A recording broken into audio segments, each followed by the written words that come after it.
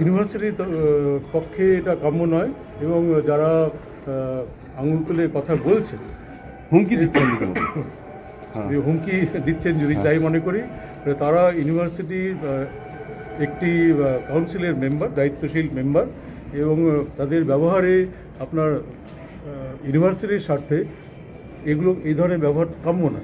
অবশ্যই দাবি দেওয়া থাকতে পারে, আপনার ভিন্ন মত পোষণ করতেই পারে, এবং বিইং এ অ্যাকাডেমিশিয়ান প্লাস হচ্ছে গিয়ে এক্সিকিউটিভ কাউন্সিলের মেম্বার, কেউ হচ্ছে গিয়ে আপনার নমিনেটেড মেম্বার আছেন, কেমন তাদের ব্যবহার এরকমভাবে আমি আশা করি। কেন করলে ঘটনাটা? ওনাদের সমস্যা যেটা হয়েছে সেটা মূলত ওনাদের যেটুকু বুঝতে পেরেছি যে আমাদের যিনি রেজিস্ট্রার অ্যাডিশনাল চার্জ এই মুহূর্তে আছেন ডক্টর বিশ্বজিৎ দাস, উনি একটা লিভ অ্যাপ্লিকেশন করেছিলেন, প্যাটার্নিটি কাম চাইল্ড কেয়ার লিভ 26 দিনে। সেটা হচ্ছে গিয়ে সোমবার থেকে, বেসিক্যালি এটা আগামীকাল থেকে এফেক্টিভ হবে। তো সেই লিভটা উনি দিয়েছিলেন, এবং সেখানে ফার্স্ট প্যারাগ্রাফে উনি গভর্নমেন্ট যে রুলস অ্যান্ড রেগুলেশন আছে সেটাকে সাইড করে উনি লিভ চেয়েছিলেন আমার কাছে। ওয়েল অ্যান্ড গুড, কোনো অসুবিধা কিছু নেই। সেকেন্ড প্যারাগ্রাফে উনি যেহেতু লাইব্রেরিয়ান, ফলে ওনাকে তাই ছুটিতে গেলে পরে যে লাইব্রেরিয়ানের চার্জ একজনকে বোঝাতে হবে, এবং রেজিস্ট্রার অ্যাডিশনাল চার্জ উনি আছেন, সেই দায়িত্বটাও বোঝাতে হবে কাউকে।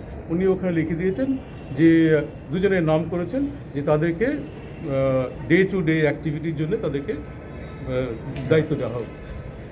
তো যাই হোক, আমি ওনার সঙ্গে পরে কথা বললাম। উনি বললেন যে স্যার আমার ছেলে, একই ছেলে, ওনার ছেলে পরীক্ষা দেবে, সেই কারণে ছুটি। আমি বললাম ঠিক আছে, আমি তাহলে এটা অ্যাপ্রুভ করে দেবো, করে আপনাকে পাঠিয়ে দেবো আসলে। বেশ, আমি কদিন পরে ওটাকে অ্যাপ্রুভ করে আমি হায়ার এডুকেশনের সঙ্গে কথা বললাম যে উনি 26 দিনের ছুটি চাইছেন, এবং আপনারা জানবেন যে রেজিস্ট্রার এবং এফও এর থেকে আমরা চেকের জয়েন্ট সিগনেটারি, ফলে রেজিস্ট্রার যদি ছুটি থাকেন তাহলে হচ্ছে 26 দিনের ছুটি মানে হচ্ছে কি আজ থেকে যদি শুরু করি, আমি কাল থেকে শুরু করি, তাহলে আমি ফেব্রুয়ারি মাসে 28 তারিখটা পড়বে, ফলে চেকে সই না করলে পরে কোনো এমপ্লয়ির স্যালারি হবে না। ফলে এই প্রসঙ্গটা আছে, সেটা আমি তুলেছিলাম। আমি হায়ার এডুকেশনের কথা বলেছিলাম, বলছে দেখুন একমাত্র ক্যাজুয়াল লিভ নিলে পরে কোনো অফিসার বা কেউ সেক্ষেত্রে ডে টু ডে অ্যাক্টিভিটির জন্য চার্জ হ্যান্ডওভার করতে পারে, কিন্তু যদি কোনো সিরিয়াল বাদে যদি কোনো লিভ নেওয়া হয় সেক্ষেত্রে হচ্ছে ফুল চার্জ হ্যান্ডওভার থেকে করতে হবে। তাহলে বেশ, আমি আসার পরে আমি ওনার লিভটা অ্যাপ্রুভ করে ওনার হাতে আমাকে বললাম যে আমি আপনার লিভটা অ্যাপ্রুভ করে দিয়েছি, আমি ডক্টর দাসের কথা বলছি। তো উনি বলেন যে স্যার আমি একটা কথা ভাবছিলাম, আপনি অ্যাপ্রুভ করে দিয়েছেন, ঠিক আছে, তাহলে আমি ইউনিভার্সিটির স্বার্থে লিভটাকে আমি ব্রেক করে নিতে পারি, যাতে ইউনিভার্সিটির কোনো অসুবিধা না হয়। আমি বললাম ঠিক আছে, তাহলে এটা থাকলো, আপনি সেরকম হলে পরে আপনি লিভটা এই 26 দিনেরটা অ্যাপ্রুভাল যেটা করে দিয়েছি আপনি উইথড্র করে নেবেন, সেটা আপনার প্রপোজালটা দেবেন। বলছি স্যার ঠিক আছে, আমি আপনার ভাবনা চিন্তা করে দেবো। তো আমি সেই ভাবনা চিন্তাটার জন্য আমি হচ্ছে কি গতকাল বিকেল অবধি অপেক্ষা করেছি, আমি কিন্তু ওনার কাছ থেকে প্রপোজাল কিছু পাইনি। তার মানে কি যে উনি আর হচ্ছে কি 26 দিনের লিভটাই নেবেন, ফলে আমাকে তো রেজিস্ট্রার কাউকে অ্যাপয়েন্টমেন্ট দিতে হবে, লাইব্রেরিয়ান কাউকে অ্যাপয়েন্টমেন্ট দিতে হবে। ওনার যেহেতু অরিজিনাল পোস্ট লাইব্রেরিয়ান, ফলে উনি যেদিন জয়েন করবেন সেদিন লাইব্রেরিয়ান হিসেবে জয়েন করবেন, ফলে লাইব্রেরিয়ানের চার্জ আমি একজনকে দিয়েছি, আমাদের ফ্যাকাল্টিকে দিয়েছি আমি। এবারে উনি যেহেতু পার্মানেন্ট ভাইস চ্যান্সেলর ছিল না, সেই সময়টাতে ইসির রেকমেন্ডেশনে ডক্টর বিশ্বজিৎ দাসকে আপনার 6 মান্থসের জন্য রেজিস্টার অ্যাডিশনাল চার্জ করা হয়। সেটা শেষ হবে আপনার মোস্ট প্রবলি 22শে মার্চ, এরকম একটা কিছু এই বছরে। ফলে এখন যেটা সমস্যা, আমার পক্ষে যেটা সমস্যা দাঁড়িয়েছে, এবং হায়ার এডুকেশনের সঙ্গে আলোচনা করেছি আমি, যে আজকে যদি উনি ভেঙে নেন, তাহলে প্রতিবার ধরুন হচ্ছে কি 26 দিনটাও ভেঙে 3 বার ভাঙলেন ফর এক্সাম্পল, বা 2 বার ভাঙলেন, তাহলে প্রতিবার আমাকে রেজিস্টার চেঞ্জ করতে হবে। এবং আপনারা জানবেন যে রেজিস্টারকে যেহেতু চেক সই করতে হয়, রেজিস্টারের সিগনেচারটা আপনার ব্যাংকে যেতে হয়, আমাদের ব্যাংকে এফও এবং রেজিস্টার দুজনেরই সিগনেচার দরকার হয়, এবং কমিউনিকেশনের গ্যাপ হয়ে যাচ্ছে। এবং ইন এনি কেস উনি যেদিন ফিরে আসবেন, খুব সাথে 13ই মার্চ এরকম আর কি, 13 তারিখ অবধি ছুটি নিয়েছেন, 14-15 হচ্ছে কি শনি রবি, তাহলে উনি এফেক্টিভলি 16 তারিখ জয়েন করবেন। তো 16 তারিখ যদি জয়েন করেন, ওনার টার্ম শেষ হয়ে যাচ্ছে কি আবার 22 তারিখে, তাহলে আবার 6 দিনের জন্য উনি রেজিস্টার হলেন। এই 26 দিনের জন্য যদি কাউকে অ্যাপয়েন্টমেন্ট দিই, আবার 6 দিনের জন্য আমাকে কাউকে দিতে হবে, আবার 23 তারিখ থেকে আমাকে আবার কাউকে দিতে হবে, ফলে এইভাবে অ্যাডমিনিস্ট্রেশন চালানো মুশকিল হয়েছে, পার্টিকুলারলি ফর রেজিস্ট্রার পোস্ট। মানে কাজের সুবিধার জন্য ওকে রেজিস্টার করা হয়েছিল। আমি যার জন্য হচ্ছে গিয়ে হায়ার এডুকেশনকে জানিয়েছিলাম এই ঘটনা, এটা ঘটছে, আপনারা আমাকে ডাইরেকশন দিন। তো গতকাল অবধি হচ্ছে গিয়ে আপনার কিছু হয়নি, ফলে আজ বাধ্য হয়ে হচ্ছে কি আমি বিকেলবেলা এটা করতে বাধ্য হয়েছি। মানে ইসি হায়ার এডুকেশন কোনো ডাইরেকশন দিয়েছেন আপনার?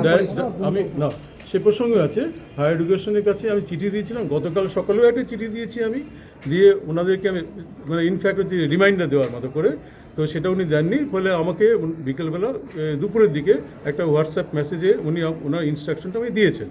এবং আরও একটা আপনারা জানবেন যে একটা সমস্যা এখানে হয়েছে ইসি নিয়ে, যেহেতু এখানে আমাদের ইসিতে চ্যান্সেলার্স নমিনি দুজন আছেন, থাকার কথা।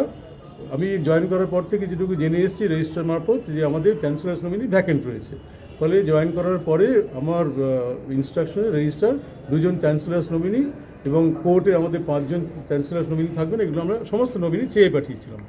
তো সেগুলো কোনো উত্তর আমাদের কাছে আসেনি। আমি হায়ার এডুকেশনে বারবার খোঁজ নিয়েছি, বলছি স্যার এটা চলছে আর কি, যা হয় তাই।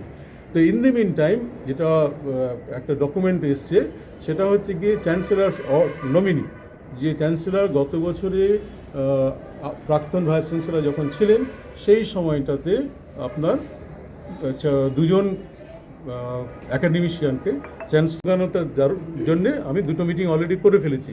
কিন্তু এখন যেহেতু আমি জেনে ফেলেছি, ফলে হেনস্পোর্ট আপনারা যদি ফার্দার ডিরেকশন না দেন আমাকে, তাহলে কিন্তু আমি এসে ডাকতে পারবো না। কারণ আমাকে যদি চ্যান্সেলার নমিনি থাকা সত্ত্বেও যদি আমি তাদেরকে ভ্যাকেন্ট দেখিয়ে মিটিং করি, আমাকে যদি চ্যান্সেলর অফিস থেকে কোয়ারি করেন, আমি তাকে জবাব কী দেবো?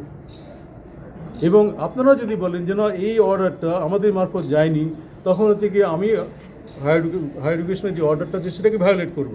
ফলে আমি যেহেতু দুটোর মাঝখানে আছি, আমি ওনাদের কাছে ডিরেকশন চেয়েছিলাম সমস্ত কিছু ডিসক্লোজ করে দিয়ে, করে আমার কাছে কিন্তু কোনো উত্তর আসেনি। আমি গতকাল সকালেও ওনাদেরকে আবার চিঠি দিয়েছি যে ওই চিঠির রেসপেক্টে আমাকে ডিরেকশন দিন, কারণ আমাকে তাহলে হচ্ছে গিয়ে রেজিস্টার অ্যাপয়েন্টমেন্টটা হচ্ছে গিয়ে আপনার ইসির থ্রুতে হয়।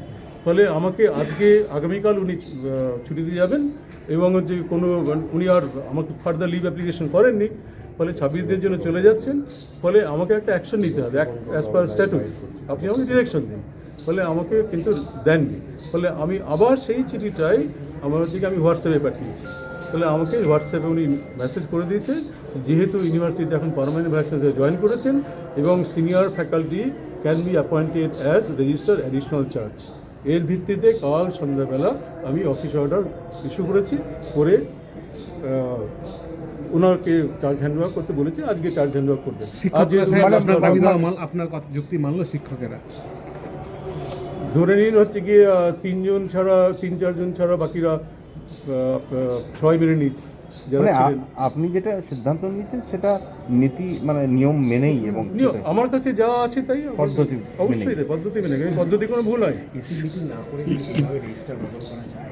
তো বললেনই 26 তারিখে আজকে হচ্ছে গিয়ে ওনার লাস্ট ওয়ার্কিং ডে, উনি আজ বিকালে ধরুন চলে যাবে, তা কাল থেকে তো ইউনিভার্সিটি রেজিস্ট্রার কাউকে থাকতে হবে, তো কাকে দেবো বলে?